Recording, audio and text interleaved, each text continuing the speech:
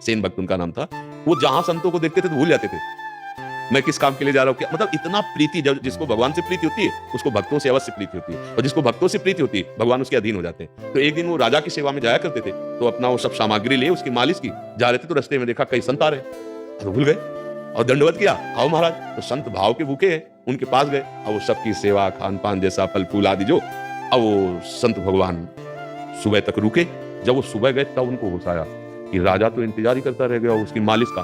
अब डर सताया कि राजा रजोगुणी होता है, फांसी में चढ़ा देगा, क्योंकि हमने कोई सूचना निवेदन नहीं किया और सेवा में नहीं गए। इतने में 2 पार्षद आ गए राजा के, कहा महाराज ने आपको बुलाया। अब उन्होंने सोचा अंतिम समय है हमारा, क्योंकि राजाओं का तो राजमद होता है, क्यों नहीं आए, अभी हम कहीं साधु सेवा में नहीं आए तो दंड ही देंगे।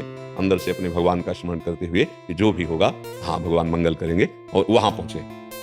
अंदर राजा बहुत प्रसन्न मुद्रा में बैठे थे। आओ सेन, कल तुमने जैसी सेवा की ऐसी मुझे जिंदगी में सुख नहीं मिला, जो चाहो मांग लो हमसे, मैं बहुत प्रसन्न हूं। उन्होंने सोचा विनोद तो नहीं कर रहा, तो उनका सरकार कल कहां, कोई सरकार थोड़ा बताने की कृपा करे, क्या रूप आपने देखा। तो बोले तेल की कटोरी सामने थी और तुम हमारी पीठ की मालिश कर रहे थे, तो जब मैं ऐसे देखता तो तुम्हारा ये रूप था, और जब तेल की कटोरी में देखता तो अरविंदाक्ष, कमल नयन, श्याम स्वरूप, ये तुमने वो कवि रूप तो अपना दिखाया ही नहीं। रो पड़े और उनका सच्ची बात है सरकार, हम कल आए ही नहीं थे, ये हमारी जगह हमारे आराध्य देव भगवान श्री कृष्ण आए।